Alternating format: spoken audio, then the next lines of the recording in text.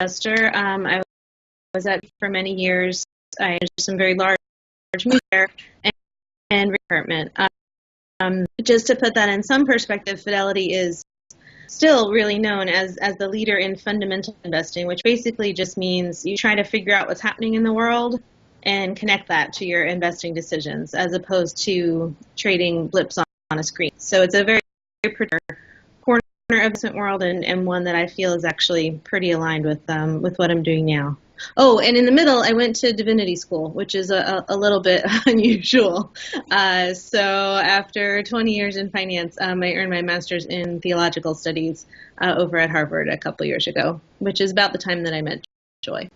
So why do you like Donella Meadows? I love Donella Meadows. I don't just like her. She does. I don't know if any of you are philosophy majors. If you studied Foucault.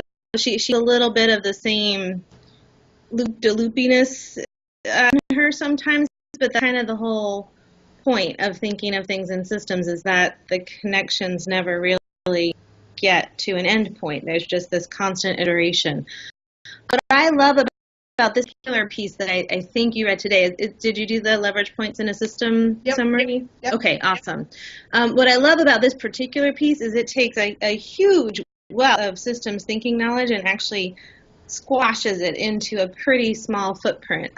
So that does make it a lot to take in, but it also makes it very rich and nuanced. And the reason I find this particular framework so useful is that I would say in about 2/3 of the conversation I have where we're working on a really interesting problem, it turns out that the biggest problem in the room is that we're speaking literally at different levels in the Meadows framework. So one group will be talking about product-oriented solutions, and another group will be talking about systemic social injustice. And they're related, but you're having a coherent conversation. So you're caring about the same things, you're trying to reach objectives, and you're literally talking past each other. So I find that framework gives a real map that you can use in theory, but you can also really easily apply in practice. For example, last year I worked with a few different groups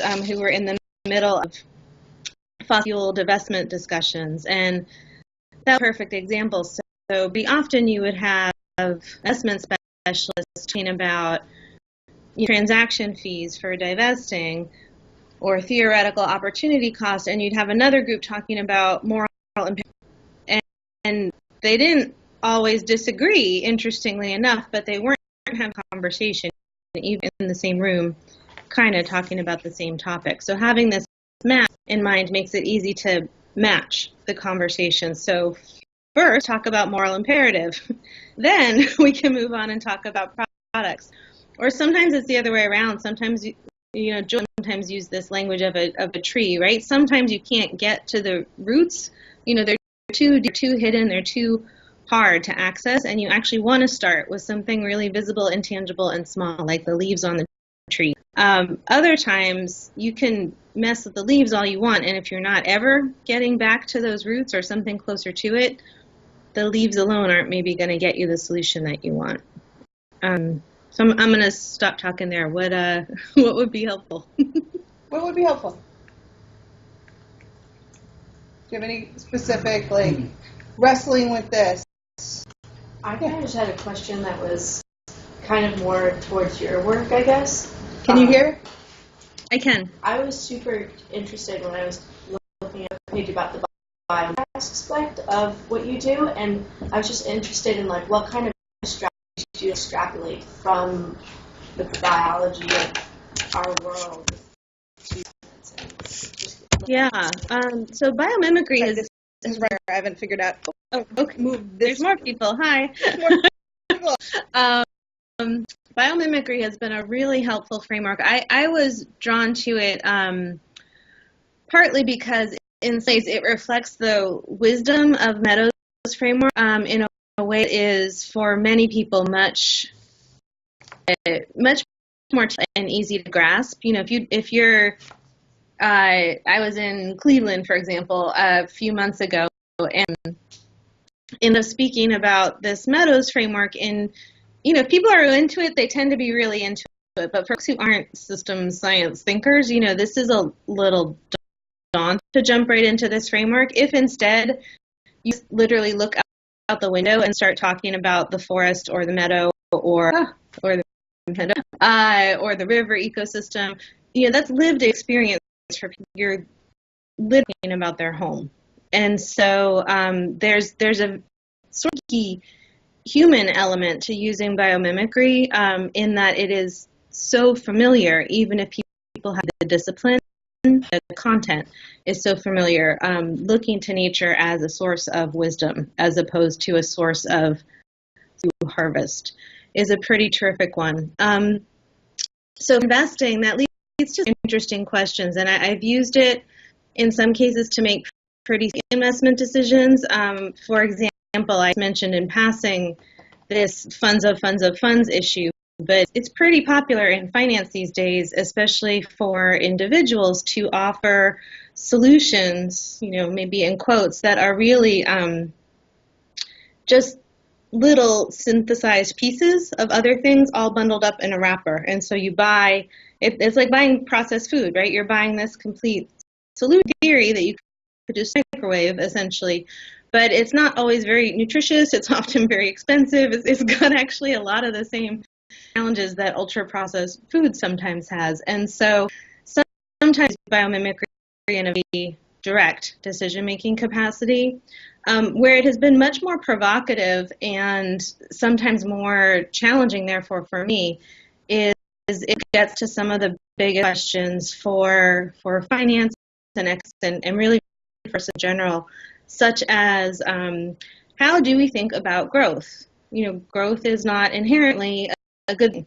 It's not inherently a bad thing either, but this question of how can you assess whether the growth that you're witnessing is healthy and beneficial versus growth that is more like disease or cost outweighing benefit.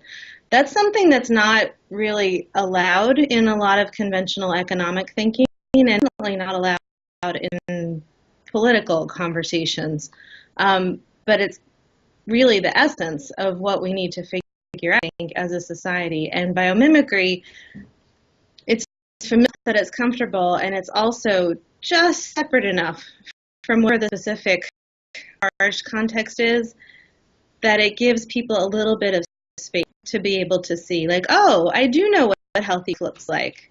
I've seen it over there. Let me think about what were the conditions that enabled, garden to flourish this year, as opposed to what were the conditions that caused that tree over there to die. They're very simple answers sometimes, but that's exactly where the power lies. And as you dig into them, you find it's actually not at all. The science and the biology behind some of those mechanisms is pretty crazy stuff. So it's helpful on this title and also this system, which parallels, I think, this Meadows piece that you've just been working on. You can keep it in the realm of theory, and it holds up in that realm, but it also can be translated to application in a pretty direct way. So apparently that was quite a question. Sorry. not to put all the bar above, to go above Ray's bar of a question. Any others?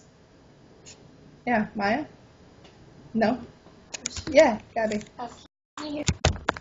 Yep. Hi. Oh, my sister went to Wellesley, by the way, so. Yay! We were talking about how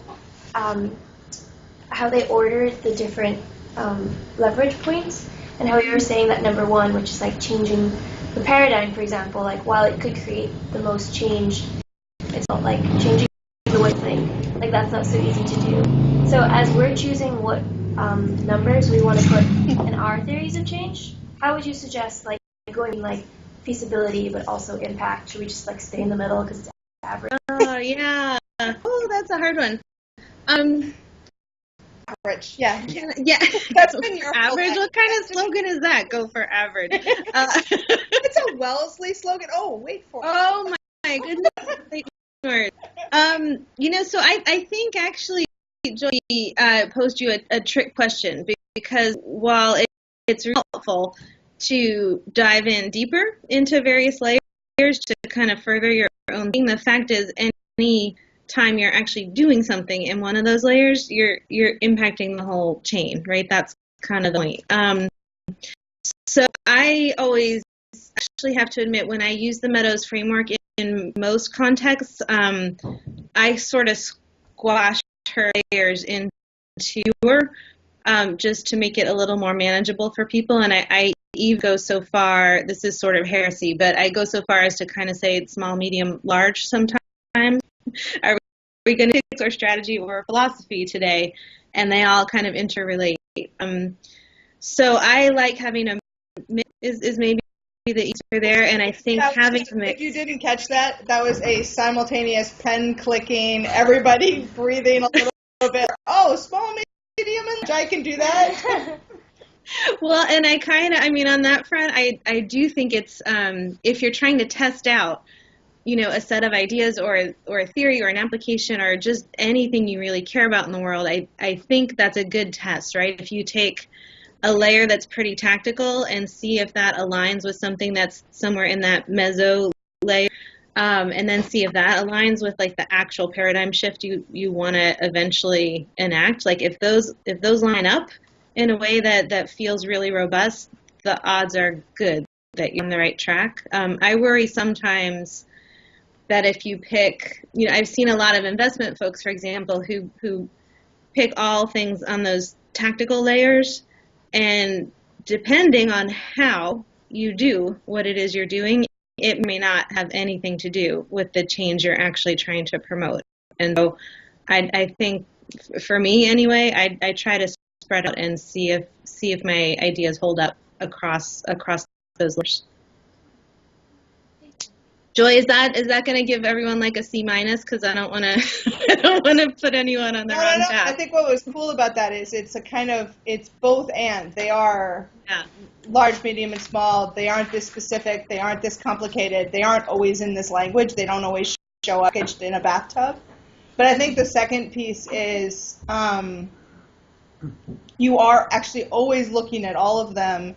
The one piece I would say is you are always affecting all of them, but you don't always have to be looking at all of them. At some point, you are going to choose, and at some point, you're going to choose which of these leverage points you think is powerful, or some category like this. You're going to say, building a new product right now is the most important thing that I can do.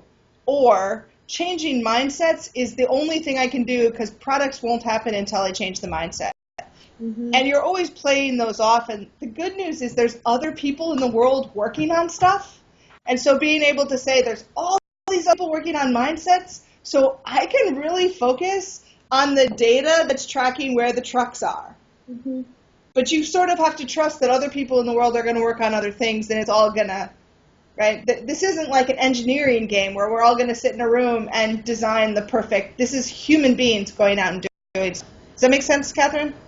Yeah, and I think you touched on a really key point, which is an especially tough one for a lot of social entrepreneurs. I think the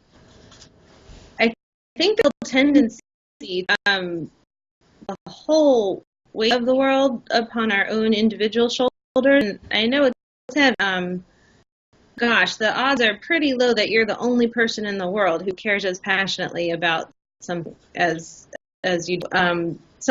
Somewhere out there is company.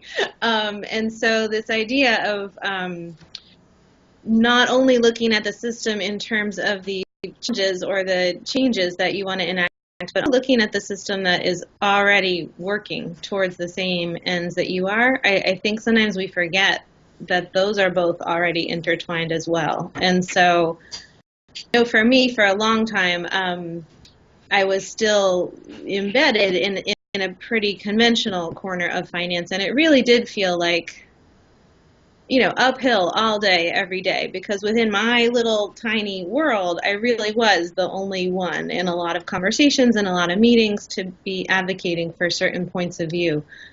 And then as soon as I was out of that context, I realized, there's millions of people doing what I've been doing, and actually way further along than I am. It just felt like I was the only one. So I felt a lot better once I filled out that positive map. It's tempting, I think, to this problem mapping tool, and that's not actually its intention. Yeah. Can you give any other specific examples of either social entrepreneurs or people who are doing that really well, or strategies that seem to be Do a piece of it. what you were just saying, just in like people who were advocating for the same kind of points of views that or perspectives that you find yourself advocating for, but then were maybe farther along. Like, what was it? How were they actually farther along? I guess for me, it's all. Oh yeah. Okay. So so give you the specific for me. I still almost every day am asked, where is your fund? I want to invest in your impact investing fund or your social something or other fund or your good stuff fund. And, that's very flattering, I think speaks to human nature. Once we recognize that there's something to be done, we just want to do it, and we want there to be a right, easy answer. Like, can't I just buy something else? Can't I just switch to soy milk? Can't I just, walk to work instead of driving and everything will be okay? So it's a tempting thing to look for a simple example like that. And so for me, and my whole experience is in managing funds. So it is still a very question for people to ask me. And one of the bigger decisions that I've made, and I have to keep remaking it, is that that's not what I'm going to do. If I did launch a fund, it's all I could do. It would be 100% and more of my time and effort and my whole team's time and effort. And there actually are already a whole lot of funds out there in the world that are pretty good and getting better all the time. So when I looked at that solutions map, as I found more and more data, I realized that particular piece of the puzzle, even though in some ways it made sense, was not actually the piece where I could add the most. There were other pieces like this kind of quirky research that I'm doing now where it was pretty much blank space, and there was a real lack of a bridge from those funds to any more coherent framework around the decision making to get money into those funds. So I kind of moved up layers or down a few layers depending on which way you order your list. And that was not at all what I would have guessed when I first started down this path. Does that make sense? Yeah, thank you. Well, I think it's also a really cool example of, quirky research. Like, you should check out these Honeybee things. They're amazing. They're like random collections from philosophers to data about things that happened yesterday to, like, it really is representing that there's a set of that isn't showing up. It's a whole new information flow. Mm-hmm. But she could have been involved in setting the structure of how decisions were made, right? She could have been defining something and figuring out which of those, like, that's where also making sure that you don't see the whole thing as a hierarchy, that, like, setting the structures is way more powerful than the information, because that only depends on the context in which you're in. Does it make sense? Yeah. I'm going to give another example just to round it out outside of the investment world. I'm the new board chair of a group called Last Mile Health that does community health worker development in ultra-rural areas in Liberia. So it's, needless to say, been a really challenging stretch this last 18 months or so working in rural areas in Liberia. But we're basically going through this same kind of mapping exercise. Now, we're not using the Meadows framework exactly, but it's getting to all the same points. And one of the key questions is, what can we offer in this big, complicated, bureaucratic, political, just challenges left and right? What can we offer in this system that is not already being done well elsewhere, that we can really add to, that creates local resilience and isn't this sort of, neo-colonial sort of approach to help?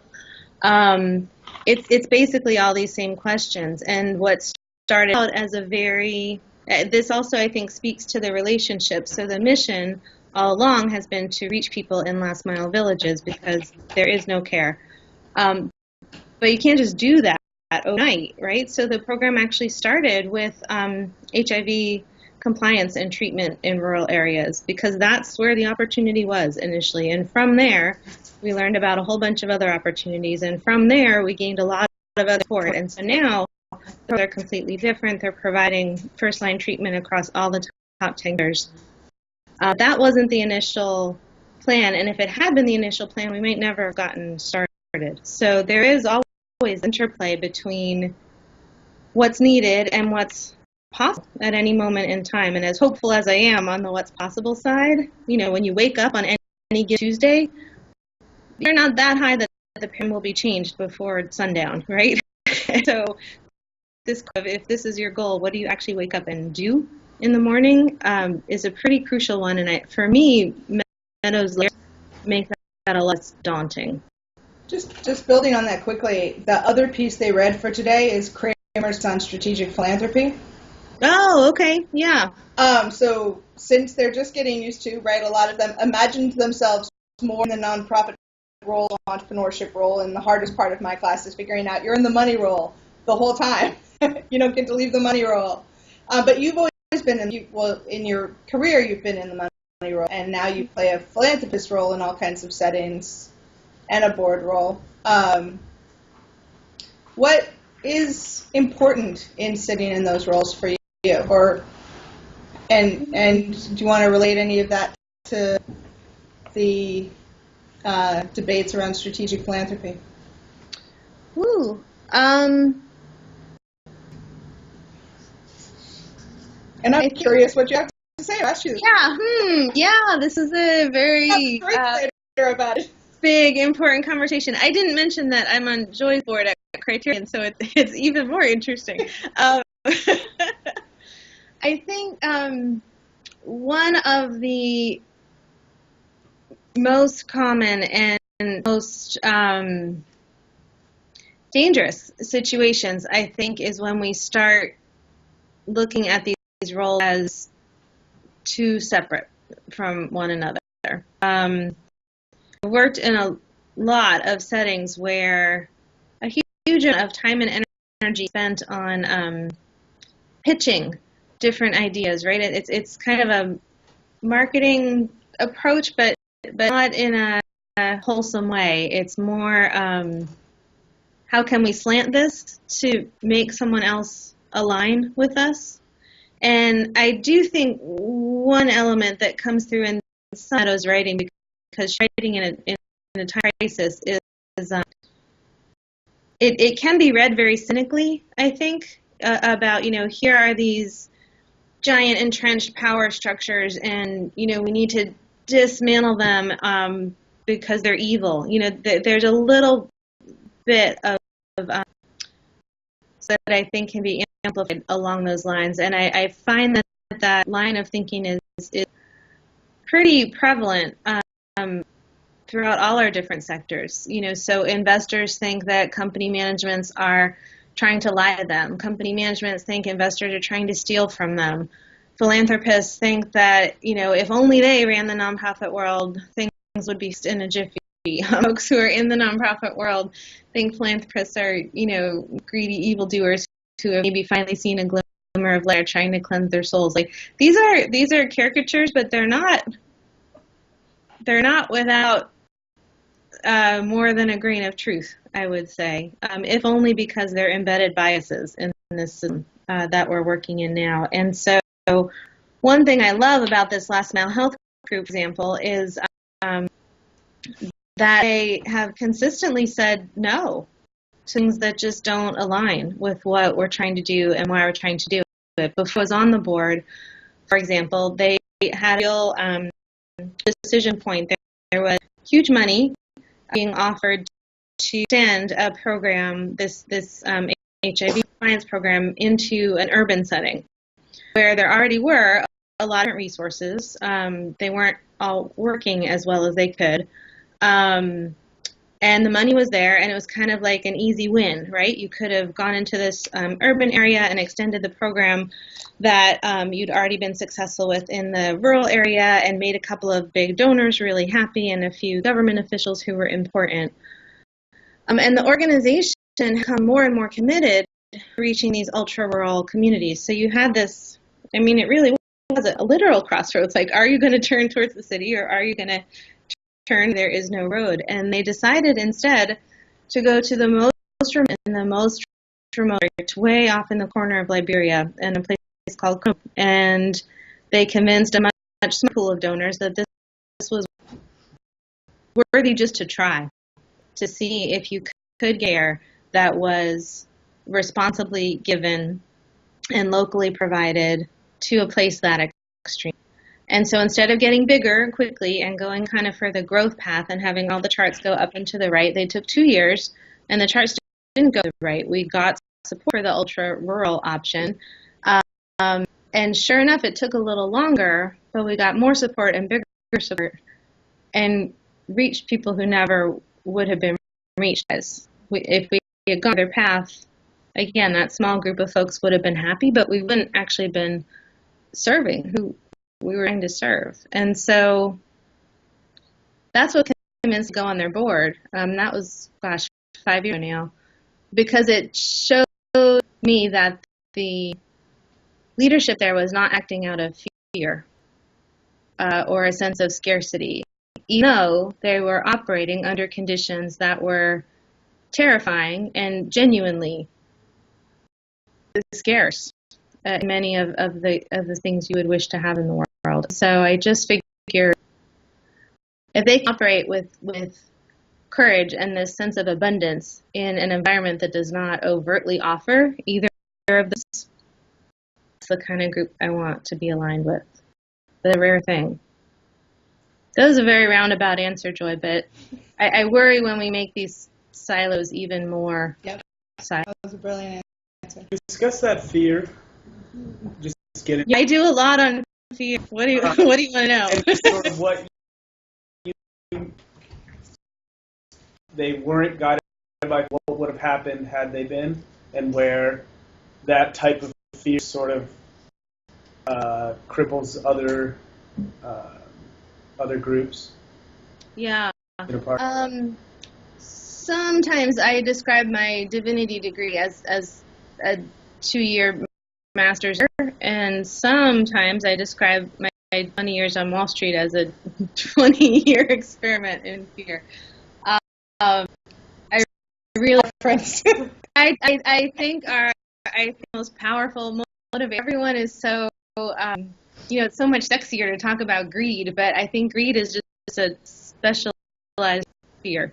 So anyway, I'm big on fear, and I've been speaking more and more, even in conventional, especially in very financial circles, about the role that fear plays in our thinking and how we might be able to counterbalance it. And this work on natural systems and increasingly in spiritual systems, I think are the two big counterweights to fear taking over.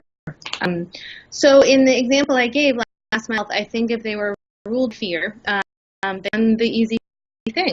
And the sneaky part is that the easy thing is hardly ever a bad thing. I mean, if we'd taken that route, there would have been some success.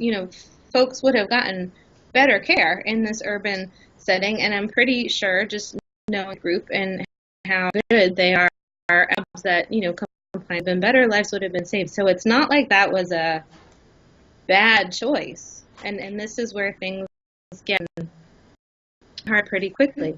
But it wasn't the courageous choice. The courageous choice, this is our mission. We know why this is our mission. Going in that direction is only not going towards our mission. It's actively going in the opposite direction. And we're not going to do that.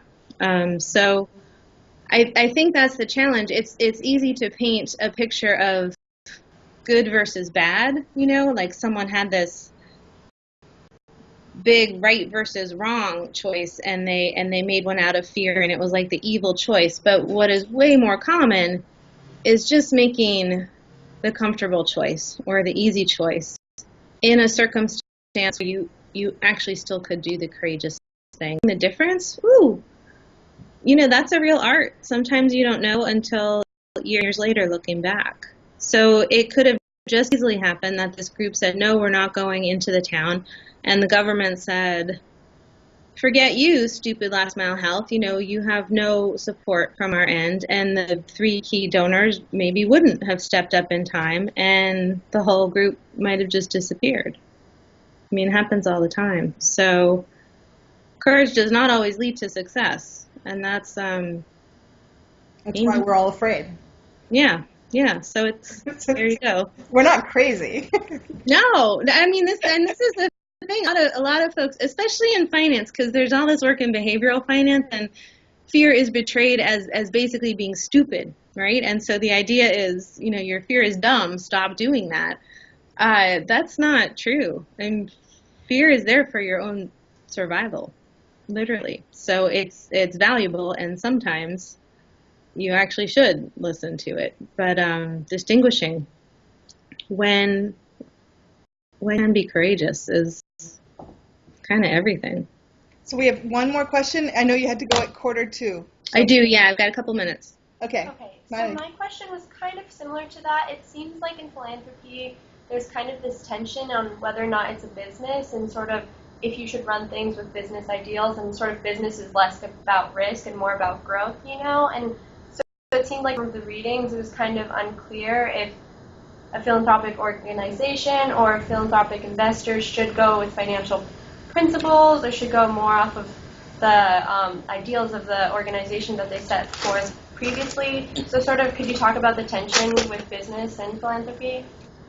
Yeah, this is still a pretty tough set of issues, and again, I feel like we've made these walls on our silos bigger, taller, and thicker than they really are. So should we be measuring, something like operating margin for a nonprofit? No, it's total baloney. Does overhead of 30% mean that someone is wasting money compared to at 10%? No, that's just dumb analysis, right? I would fire someone if they were at Fidelity and that was their analytical conclusion. So that set of questions is totally unproductive, but when we dismiss that set of questions, pretty often we also dismiss questions like, hey, this last mile health group is a perfect example. Hey, we don't have a CFO and we think we're going to double our revenues again next year. Should we have someone where that's their only job to look after this? Did we have a lawyer actually review this giant contract that we just signed? These are businessy things, right, that in some boardrooms would cause a lot of tension, but it's just common sense, if you want to run a responsible organization, to do certain things that have already been figured out in the world. I mean, this kind of gets back to mapping what's already been done and where can you really focus your time and energy. And I worry every time I hear a philanthropist talk about bringing good business principles to the nonprofit world, because it's one of the more obnoxious things you can say. But just as much, I worry in the opposite direction when I hear a really good nonprofit leader who has no data at all after 10 years of trying to do something really important in the world. I don't necessarily want your operating data. This healthcare is a perfect example. Public health, and there are protocols for data keeping in that arena. There actually is pretty good data, and there has been all along. And so they can say, our maternal visits from 17% to 63% in this village, and it was these 15 people, and here's exactly how that intervention happened and why we think it's important. It's a tiny little data set. A lot of people will dismiss it. That, to me, is an ROI kind of calculation. It's not a dollar-based calculation, and I think that's where we need to move our conversations. And instead of moving towards a much more interesting set of opinions, we're getting stuck right at the starting gate. Are you a business? I'm not a business. I'm enlightened and doing good things. It's really not a helpful distinction. I'm either going to do good things or I'm going to balance my books. Like, what the hell? Any final thoughts on that, or should we just? Yeah, don't let me end on what the hell. That was not a good sentiment. Say something inspirational. Well, I will just offer. I mean, we talked a bunch about fear, which doesn't always come up in the first few minutes of conversation. But the other thing I love about this Meadows framework is that because it shows those interconnections and because it doesn't falsely isolate things, as we were just touching upon, it sort of eliminates the bad guy if you really get to the heart of it. That's not how a lot of people read it, but it's the thing I like the most. You know, if you're trying to change a system, you're already part of that system, which means you already have a lot of power. And we sort of forget that part sometimes. And we keep our analysis out here and we're kind of trying to pound on the door of this foreign system. You're already in. So get going. Well, on that note, as always, thank you, Katherine. Great. Thanks, everyone. Nice to see your faces. Good luck this semester. Yeah. Thanks. Bye. Bye.